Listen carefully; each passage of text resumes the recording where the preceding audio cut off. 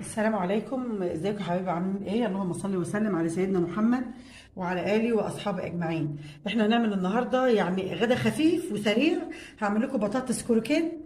اهم حاجه في البطاطس دي عشان تطلع سليمه معاكي وما تفكش منك وتطلع مظبوطه، البطاطس تتسلق الواحده بوحدتها زي ما احنا شايفين كده، ما تتقطعش. قطعتيها وسلقتيها هتفك منك وتبوظ. البطاطسيه تتحط زي ما هي، تتغسل كويس قوي وتتحط في ميه على النار لغايه ما تستوي من غير ما تفتحي فيها اي فتحه. احنا سلقناها. مكونات البطاطس الكروكيت ايه؟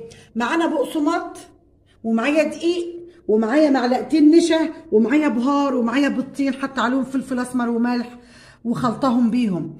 انا ههرس البطاطس حلوه قوي قوي قوي واوريكم في الاخر احنا هنضيف عليها ايه. يا ريت تتابعوني كده يا حبايبي. انا هرست البطاطس، هرستها حلوه قوي علشان اتاكد